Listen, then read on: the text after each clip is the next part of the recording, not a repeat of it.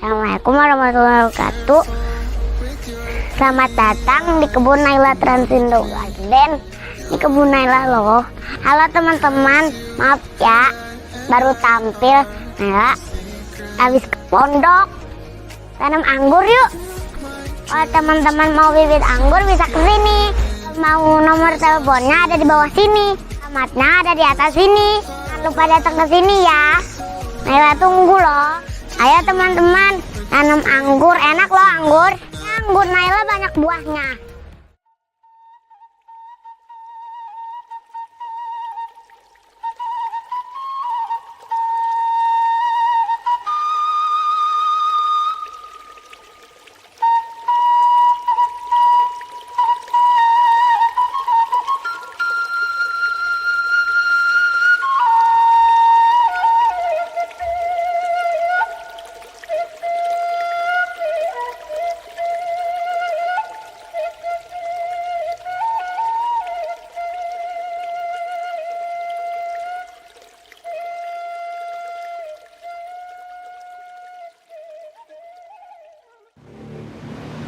Yo, assalamualaikum warahmatullahi wabarakatuh. Ketemu lagi dengan saya Om Joy, tentunya di channel Naila Transindo Garden dan Om Aris Pemuda Nganggur.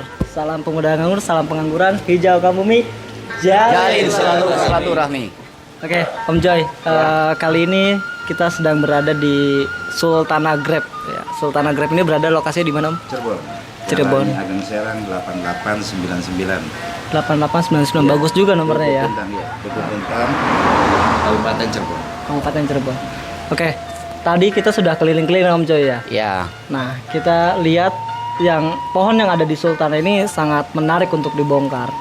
Ya, terutama dari segi pembuahan dan juga perawatan, karena saya lihat di sini pembuahannya cukup buah ya.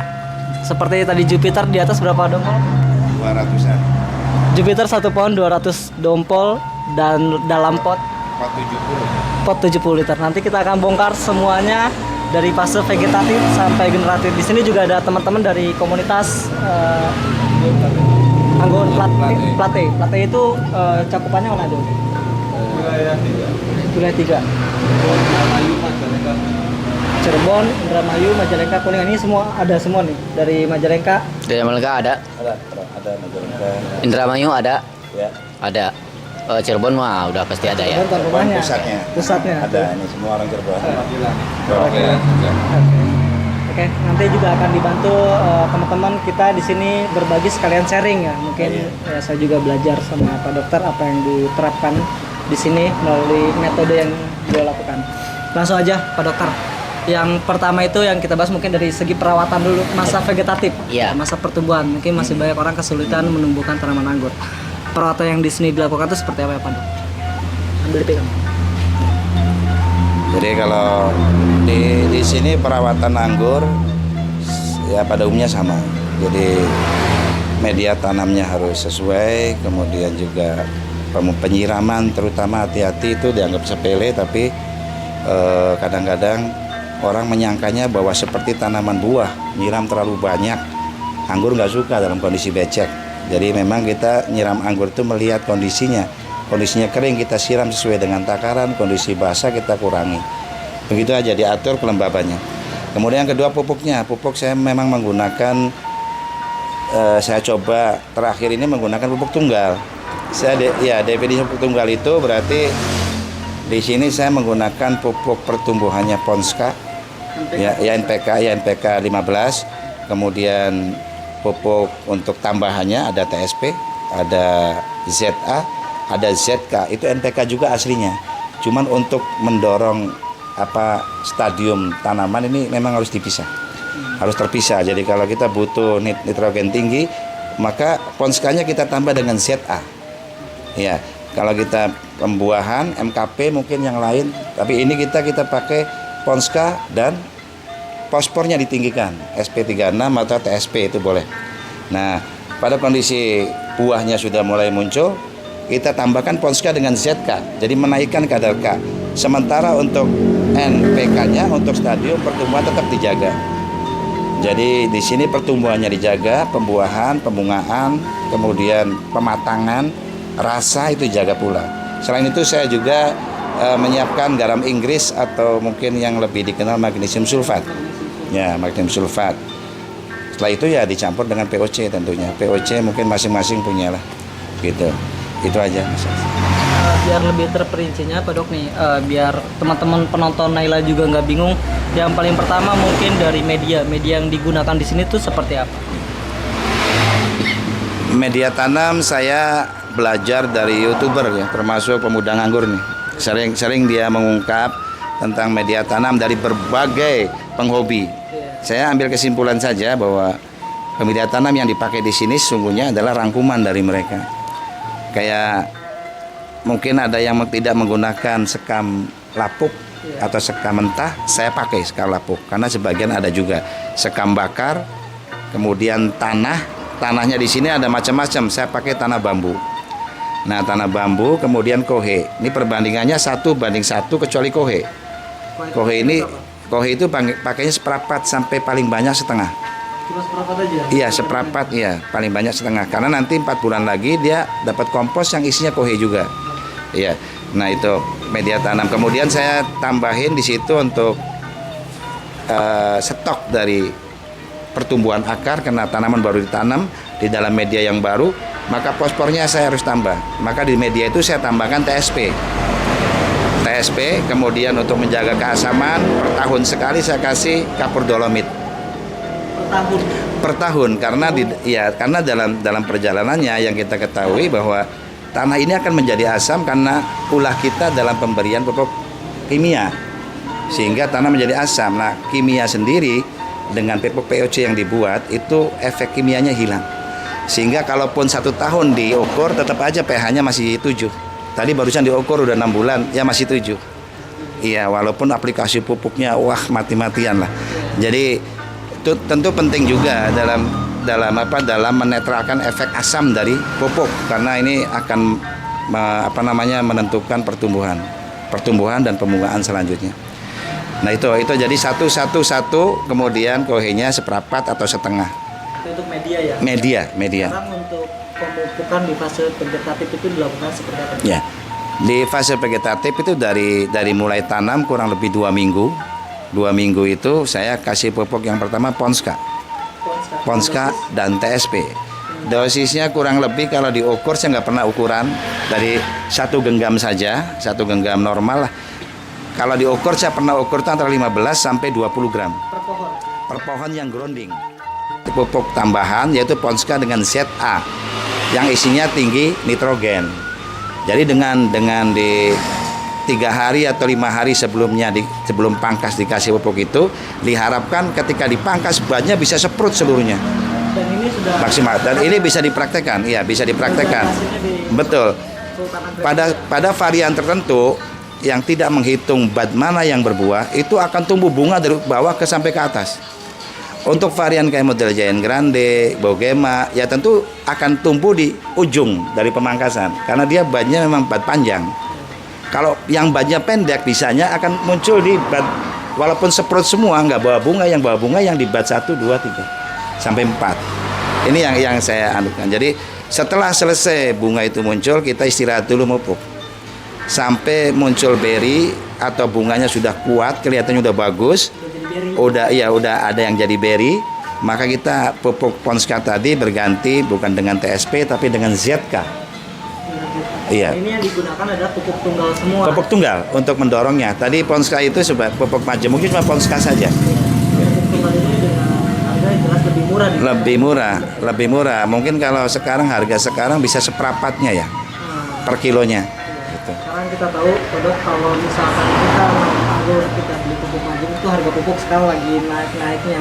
Yeah. Mungkin nanti kalau kita nanam banyak pohon, sekali kita keluar kos untuk biaya perawatan itu udah ngeluarin biaya gede gitu. Jadi dengan menggunakan metode pupuk tunggal yang Pak Dokter lakukan ini justru lebih menghemat. Yeah.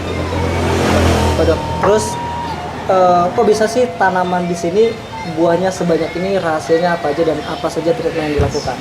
Itu hubungan dari percabangan dan sebagainya. Iya. Jadi sampai saat ini memang ini pengalaman saya awal-awal. Jadi sebelum seperti ini memang saya mengalami masa kegagalan. kegagalan itu karena memang saya anggap kalau bukan tersier itu seolah-olah tidak akan muncul bunga, seolah-olah gitu satu. Kemudian akhirnya sampai ke sini saya coba tanam berapa banyak varian, itu intinya cuma 2. Di dalam tanaman anggur itu ada 2 batang yang harus kita perhatikan, batang pertumbuhan, batang pembuahan, seperti pohon-pohon lain. Jadi Tidak kenal lagi istilah primer, sekunder, tersier, dan itu memang kita pelajari hanya untuk memudahkan saja. Jadi kalau nggak begitu kita susah banget mengenal mana bat yang dibuahkan, mana bat yang tidak dibuahkan. Jadi cara dokter untuk membuahkan itu seperti apa? Ya, jadi kalau saya misalkan ada tanaman yang baru ditanam, kemudian dia tumbuh semerawut, maka saya akan melihat di mana pergantian coklat ke hijau ada, itulah bunga di sana. Kita bisa contohkan nanti kalau tanaman yang baru ditanam atau tanaman yang belum dipangkas, itu sangat mudah. Jadi untuk varian tertentu, makanya saya katakan tadi bahwa kita harus hafal dulu karakter dari tanaman yang kita tanam. Tidak semuanya begitu, betul, tidak semuanya begitu. Tapi pada prinsipnya bahwa kalau kita bingung menghitung berapa bat tanaman ini untuk muncul bunga, maka cari aja di pergantian coklat ke kuning atau hijau. Nah di situ insya Allah akan keluar. Karena itu batang primer, sekunder nggak tahu. Intinya di mana Intinya. pohon itu bisa dibuahkan? Betul, buahkan saja. Nanti ada yang nyetok barangkali baru tanam sebulan itu kan ada coklat sama hijau dipangkas, itu boleh keluar bunga nggak? Ya itu mah terlalu ekstrim. Tanaman aja belum subur, belum tumbuh. Coba tumbuhkan dulu sampai batang itu keluar, primer, sekunder, tersier, seolah-olah seperti itu. Maka aku pangkas di mana aja bisa. Jadi tetap harus mengkondisikan tanaman. Iya, jadi untuk membuahkan tanaman tentu harus menyuburkan dulu tanaman. Jadi kalau tanaman itu subur, insya Allah akan mudah dibuahkan dari manapun arahnya. Asal sifat tanaman itu kita paham. Kayak contoh heliodor mau batang kecil dipangkas keluar tunas air bawa bunga. Asal tanamannya dalam kondisi sehat. Itu saja. Sekarang kalau tanamannya nggak sehat, boro-boro numbuhin tunas keluarnya susah. Tanamannya Saya ya. lihat kemarin tanaman di sini ketika seperti itu hampir semuanya bagus. Gitu. Iya, Itu iya. salah satunya faktornya dari pupuk tunggal yang Pupuk tadi tunggal, diberikan. Iya, jadi pupuk tunggal yang diberikan ketika sebelum pangkas itu ada Ponska, itu standar kebutuhan tanaman umum. Ketika kita paksa dengan meningkatkan nitrogen, maka itu adalah nitrogen efeknya adalah untuk memecahkan bat atau membentuk pertunasan. Sedangkan di dalam TSP yang saya berikan sebelumnya, itu sudah tersimpan di dalam bat itu. Bakal bunga yang dibentuk oleh unsur fosfor tadi merangsang pembungaan. Ketika dipecahkan ya bunganya ke bawah. Nah di situ. Nah setelah itu zeta ini dipakai sekali saja. Sekali kita ambil, kemudian kita ganti dengan Ponska pupuk berikutnya setelah pupuk pertama itu setelah bunga, Ponskanya dengan ZK. Gitu, dengan ZK. Nah sebelum pemangkasan pembuahan nih, Ya. dokter melakukan nggak yang namanya kita harus melakukan pemupukan sebulan atau seminggu sekali selama sebulan gitu? Ya. Apakah dokter melakukan itu juga gitu Ya. untuk pemupukan pembuahan? Iya. Pemupukan pembuahan itu ya saya nggak pakai secara khusus, nggak pakai. Jadi contohnya satu tanaman ditanam di pot, saya pupuk 2 minggu sekali dengan Ponska dan TSP. 2 minggu lagi sama, 2 minggu lagi sama. Sampai tanaman kelihatan subur bagus, nah ini udah bisa dibuahkan nih. Maka kita pangkas saat itu, tapi sebelumnya dikasih yang saya bilang tadi, Ponska dan ZA ya. Jadi tanaman itu di sini ada yang karena tanamnya bibit besar, itu ada yang 1,5 bulan mengeluarkan bunga, ada yang 2 bulan, ada yang 3 bulan. Hampir nggak ada di atas 3 bulan kecuali varian tertentu. Kayak bogema ini berbuah ketika tanamnya 4 bulan. 4 bulan, 2 bulan. Karena 2 bulan tanam udah subur, saya pangkas itu buahnya sudah hampir matang. Sekarang umur 6 bulan, kurang lebihnya. Jadi tanaman tertentu, nah yang saya lihat bahwa bogema kok mudah. Kenapa saya buahkan? Karena tersier bogema yang saya bentuk. Dan untuk bogema sendiri, bogema, kemudian giant grande memang tersier perlu. Perlu tersier karena kita akan membuahkan dari tersier dengan bud yang cukup panjang. Long spur. Jadi, nah itu ketika tersier udah ngayu begitu, kita coba pangkas dari pergantian kayu itu, keluarlah bunga. Dan memang sedikit buahnya. Bogema sedikit, giant grande juga sifatnya sedikit, tapi agak pelit berbuah. Tapi lumayan, hampir semua giant grande di sini ada 5 pohon semuanya bawa bunga, bawa buah ya. Mungkin itu udah sekelumit lah perawatan ini mulai dari fase vegetatif dan generatif. Saya ambil kesimpulan di mana sudah melewati fase vegetatif, Iya. jadi tanaman itu diberikan NPK Polska dan Iya, TSP betul. sampai dia siap dibuahkan. Siap dibuahkan. Setelah siap dibuahkan baru Iya. diberi ZA. Betul. 5 hari atau 3 hari sebelum Sebelum pangkas. Setelah Nah, diberi ZA 3 hari atau 5 hari setelah melakukan pangkasan. iya betul, betul. Hasilnya ya seperti yang Iya, ada di sini. ada Nah, bunga. mungkin itu bisa diterapkan Iya. di teman-teman Naila Transindo Iya. Garden. Ada tambahan lagi, Mas Aris. Jadi, nah TSP-nya dikasih lagi enggak? Iya. Jadi selama masa fase buah itu kan yang 2 minggu sekali Ponska dan ZK. Iya. Tetapi TSP masih diberikan sebulan sekali. Itu untuk membuat suatu cadangan dan pada pertumbuhan buah membutuhkan TSP. Iya. Dan itu juga pembesaran buah juga butuh TSP. Karena unsur Iya, tadi atau iya betul. Kita intervalnya aja dijeda agak panjang. Jadi bukan 2 minggu sekali. Jadi yang 2 minggu sekalinya hanya tadi ZK itu. Dan untuk boron, kalsium, kemudian udah boron kalsium itu diberikan 1 bulan sekali dari awal tanam. 1 bulan dari Iya, awal tanam. dari awal tanam 1 bulan sekali dengan dosis yang sangat ringan. Kalsium juga saya nggak berikan kalsium pada saat untuk nyegah buah kasih kalsium enggak.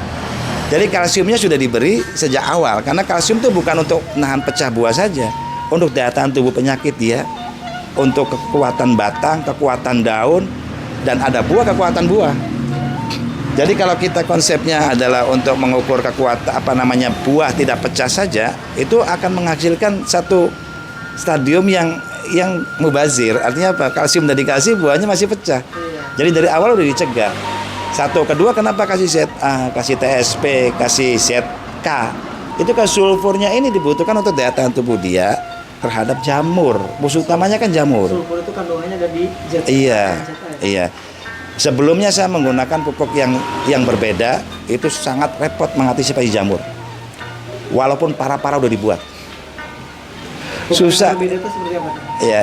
Ya nggak enak ya. Jadi pupuk majemuk maksud saya. Pupuk majemuk. Majemuk ya. Jadi susah ngaturnya kitanya. Jadi dengan kadar sulfur yang kurang, sehingga daya tahan tubuh dia jelek terhadap jamur. Akibatnya banyak jamur yang mudah tumbuh. Kalau sekarang justru yang masalah saya bukan jamur, kutu putih. Ini di kebun saya ini, iya. Iya, ini kutu putih banyak sekali di sini karena ini memang lagi kalau ini udah di treatment ya. Yang di belakang lagi di treatment itu. Itu yang menyerang daun itu ketiak daun tuh. Ketiak daun, pucuk daun dan sebagainya. Nah, itu kutu putih. Kalau jamur alhamdulillah masih aman lah. Iya. Mungkin dari sini teman-teman ada yang ingin ditanyakan seputar perawatan yang dilakukan Pak Dokter. Mau tanya Pak Dokter, sekarang kan kita itu lagi diramaikan dengan rostok impor. Menurut dokter bagaimana dengan rostok-rostok yang sebelumnya yang sudah lama Bella, RM, sekarang itu udah musim larinya ke rostok impor. Mungkin dokter bisa jelaskan. Oke. Rostok impor itu yang berkembang sekarang itu saya juga pakai, saya teliti juga saya tanam juga. Memang dari segi kualitas tanaman, saya nggak lihat kualitas buah nih, kualitas tumbuh kembang tanaman. Sampai detik ini saya belum bisa membedakan secara signifikan. Sekarang begini, saya pakai rostok lokal, Ang Dimas pakai rostok impor. Ketika media tanam dia jauh lebih jelek dibanding saya, jauh lebih unggul saya kayaknya pertumbuhan dan perkembangan. Ketika pertumbuhannya bagus saya dibanding Ang Dimas yang pakai impor, maka saya jamin buahnya bagus saya. Dengan ilmu yang sama ini.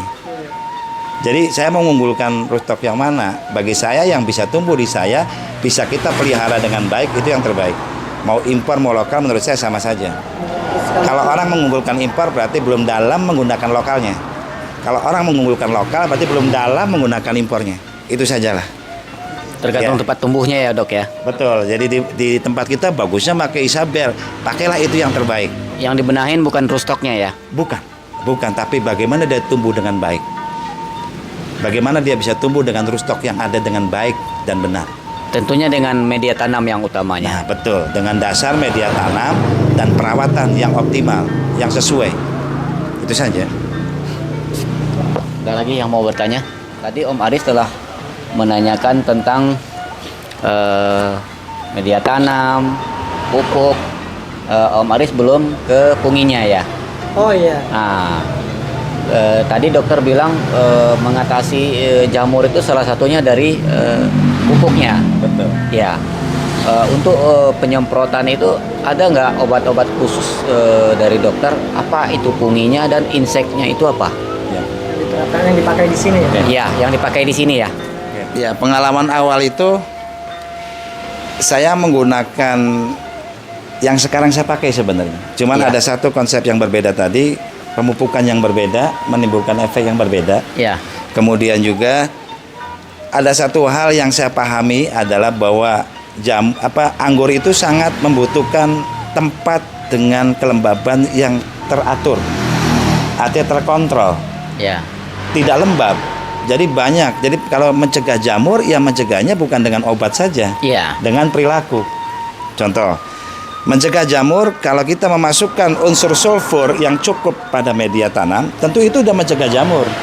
Ya. Membatasi masuknya nitrogen pada musim hujan yang nyata-nyata airnya bawa nitrogen juga, dengan meminimalkan masuk nitrogen itu sudah mencegah jamur. Ya. Kemudian yang ketiga adalah kelembaban yang ada di daun. Ini daun yang bertumpuk, sirkulasi yang terutama di greenhouse, Ya. sirkulasi yang ada di bawah greenhouse, di bawah atap dengan daun anggur ini sangat tinggi sekali menimbulkan jamur di atas daun. Ya.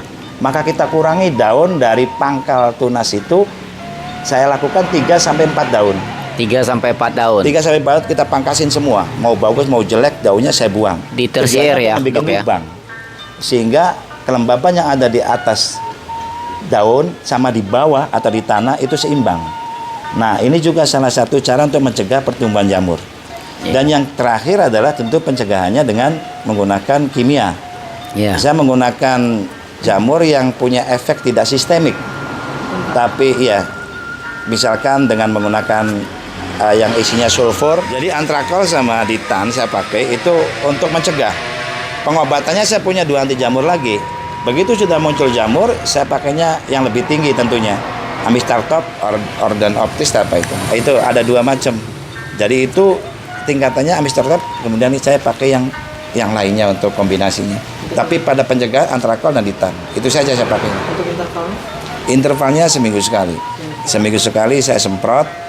Kalau ini malah saya udah berbuah gini udah sebulan nggak disemprot. Ini udah sebulan nggak disemprot. Kalau udah berbuah begini saya mengandalkan daya tahan tubuh dia yang dari pupuk tadi. Saya masukkan ZA ada sulfurnya. Saya masukkan TSP ada sulfurnya. Saya masukkan ZK ada sulfurnya. Udah cukup banget. Yang tidak cukup itulah hama lain yang bukan jamur. Jadi untuk masalah jamur sampai saat ini saya masih aman. Tapi untuk masalah hama itu saja. Dan Berarti insektisi- dibandingkan dengan tubuh manusia, dalam tubuhnya anggur ini udah sehat gitu ya, Ya, Dok? dia punya daya tahan tubuh yang baik dan punya tentara-tentara yang baik. Jadi dari pupuk kimia tadi ada pencegah jamur. Ya. Dari organiknya saya pakai trichoderma. Bukan M4 saja, tapi trichodermanya saya mainkan jamurnya. Dari media pun itu dengan trichoderma tadi saya bikin. M4, molase, trichoderma. Jadi benar-benar saya udah siapkan tentaranya secara fisik, secara kimia, dan biologisnya dari anti jamur. Jadi tidak bisa kalau kita mencegah jamur hanya dengan obat semprot, nanti harapannya nggak kena jamur, nggak bisa. Kalau pengen bisa begini, hujan selesai semprot anti jamur. Hujan selesai semprot anti jamur sama anti trip. Itu baru bisa tuh. Tapi kasihan tanamannya bisa Kalau gosong. 4 hari dalam seminggu dia hujan? Ya, itu makanya kalau cara sistemnya seperti yang sebelumnya tidak menggunakan antisipasi tadi, Iya. itu setiap habis hujan saya semprot. Ya. Yang rugi itu yang bunga gosong pas itu. Iya, Karena iya. kena kimia terus, jadi nggak kuat. Tapi kalau sekarang saya enggak. Yang kemarin ada hujan saya biarkan aja. Biasa aja baik. Tadi di atas saya melihat ada anggur dokter yang tanpa GH. Ya, Ya. ya. Banyak sekali mengeluarkan bunga sampai 200 dompol lebih buat jenis Jupiter. Ya. Nah, kalau yang pakai GH oke, jamur itu Ya. agak kurang. Tapi kalau di masa hujan begini, pasti jamur itu akan menempel sama pohon anggur. Untuk mengatasi media tanam yang terbuka begitu, dokter melakukan apa itu? Ya. Jadi seperti yang di depan tuh, seperti depan itu tanpa GH. Jadi musim hujan yang lebat sampai kemarin masih hujan itu ya jelas pasti kena hujan. Ya. Nah, maka saya lakukan tindakan sekarang adalah kenapa itu tanaman mudah sakit, oleh karena memang medianya yang tidak dijaga. Jadi yang kita jaga itu kalau kita nggak punya greenhouse adalah medianya. Media itu kita tutup dengan plastik agar air hujan tidak membasahi secara becek. Iya. Nanti akan memasukkan unsur air lebih banyak. Kalau ada buah pecah. Kalau ada daun akan nitrogen lebih banyak, akan menumbuhkan jamur juga. Iya. Nah, saya jaga itu semua dengan plastik. Makanya yang di luar pasti ada plastik. Jadi ditutup plastik. Ditutup plastik karena media itu sebagai sentral utama dari pertumbuhan tanaman itu. Itu yang harus dijaga baik-baik, jangan sampai becek, jangan sampai kena air hujan. Kalau daun kita nggak bisa menghalangi kena air hujan, nggak masalah. Nanti kita begitu rutin anti jamur seminggu sekali, insya Allah udah bagus. Dan itu saya buktikan bagus. Nggak kuatnya dia bukan dengan jamur, dengan trip. Dengan trip, itu trip selalu ada. Tapi itu kalau trip, waktu kemarin orang dari Bandung, Mas Tova ke sini, ini kena trip semua. Mas Tova bilang, waduh dok, kena trip semua dok. Iya, tapi Mas Tova boleh lihat pertumbuhannya bagus nggak? Bagus dok. Maka ini kesempatan saya untuk menumbuhkan bunga. Kenapa? Pada kondisi trip itu makanan yang keluar tertahan untuk daun, untuk batang, sehingga dia sakit, nggak bagus. Tetapi dia yang berkumpul di dalam bud, maka tanaman yang kena bud pasti mata tunasnya menonjol. Perhatikan baik-baik. Yang kena trip pasti di mata tunasnya menonjol bagus. Berarti konsepnya hampir sama kurang lebih dengan Esselbrick. Ya, akhirnya setelah itu, setelah hujan mulai reda, saya pangkas, saya buang semua tunas air tersier itu yang orang bilang tersier tadi itu. Saya buang, tinggal satu batang aja ke sana dengan bud yang sudah bagus sekali. Kemudian muncullah dari situ tunas membawa bunga. Yang sekarang ini kita lihat, itu masih kena hujan juga. Tapi nggak ekstrim. Saya tutup itu dengan plastik. Ada di belakangnya tuh karena ada pengunjung, jadi saya copot. Ada plastik yang nutupi air hujan masuk ke media. Jadi menghalangi air hujan berlebih masuk ke media, itulah kearifan orang main anggur. Bukan menghalangi total, bukan. Karena pupuk POC saya buat juga di air hujan. Jadi membatasi air tidak berlebih masuk ke media, itulah kearifannya. Termasuk nyiram terlalu semangat, kuasi banyak banget, itu juga nggak baik. Pasti akan mudah tumbuh jamur dan fusarium. Gitu. Mungkin teman-teman ada yang mau menambahkan lagi? Ada yang mau bertanya? Ya Mas, silakan. Kalau nggak saya nanya lagi nih. Mas Biro udah ngaco ya. Jadi lagi. Oh, ngaco. Silakan. Ayo silakan. Ya. Oke dok, jadi kesimpulannya yang saya bisa ambil di sini adalah kuncinya dari media tanam, pembuatan media tanam dan juga pencegahan dari dini, dari pemberian trichoderma, pemberian sulfur dan sebagainya. Nah, bagaimana misalkan case-nya nih atau kasusnya ketika teman-teman, aduh saya lupa nih nggak ngasih trichoderma waktu awal tanam gitu. Aduh saya nggak pakai pupuk ZA atau saya nggak pakai pupuk zinc yang mengandung sulfur. Betul. Nah, kalau misalkan kasusnya seperti itu, bisa nggak dia lakukan sekarang untuk berikutnya? Jadi kalau media tanam kita nggak dicampur atau nggak menggunakan dekomposer trichoderma. Jadi trichoderma sebagai dekomposer itu dia nggak mati, dia berkembang biak, makin terurai, makin banyak trichodermanya. Ini dibuktikan dari ketika bikin POC pakai trichoderma, maka permukaan POC itu berwarna kayak jamur, seperti yang lihat itu. Itu saya membuat asam humat dengan dekomposernya menggunakan E4 yang saya buat dan tambahan trichoderma. Maka di atas itu ada jamur begitu banyak. Mirip mycorrhiza ya? Iya, mirip dan mycorrhiza juga. Saya kasih mycorrhiza. Kan saya bilang 22 itu ada mycorrhizanya, ada trichodermanya. Ini yang saya bilang E4 yang saya buat. Nah, itu di situ kalau kita telat belum menggunakan cara seperti ini gampang. Ditaburin aja tapi diuruk. Jadi kita korek, kita tanamkan sekeliling pohon aja. Gali atas media gitu. Iya, di atas media ditutup lagi dengan kompos kalau bisa. Kalau nggak ada kompos ya dikorek aja, tutup dengan media yang ada.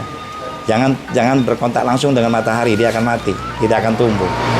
Berarti sebaiknya di malam hari. Iya, malam hari dan habis nyiram itu jauh lebih bagus lagi. Syukur-syukur nyiramnya dengan POC, makanan dia itu.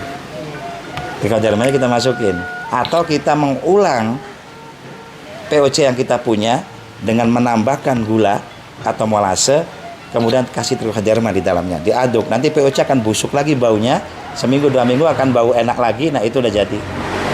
Ditandai dengan pertumbuhan jamur di atasnya kayak busa itu banyak sekali. Nah itu berarti udah jadi tuh.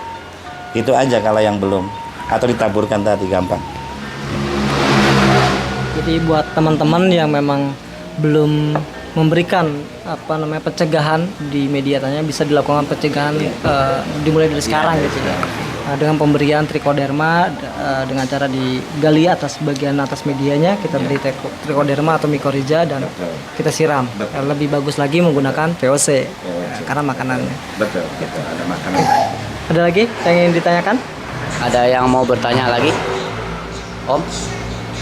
Cukup? Cukup.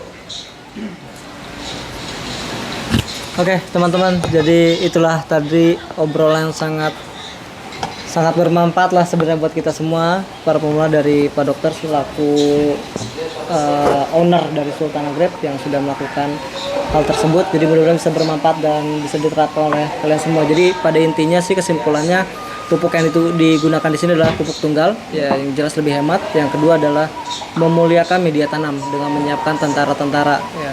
Jadi melakukan pencegahan sebelum terjadinya penyakit. Gitu.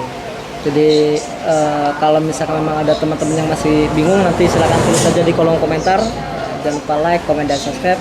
Terus pantau di channel Naira Trust Garden. Dan saya Aris, pemuda nganggur, izin pamit. Dan Saya Om Joy, izin pamit. oke, kita dari pengangguran plat E, salam pengangguran, salam pemuda nganggur, hijaukan bumi, Jalin selalu silaturahmi.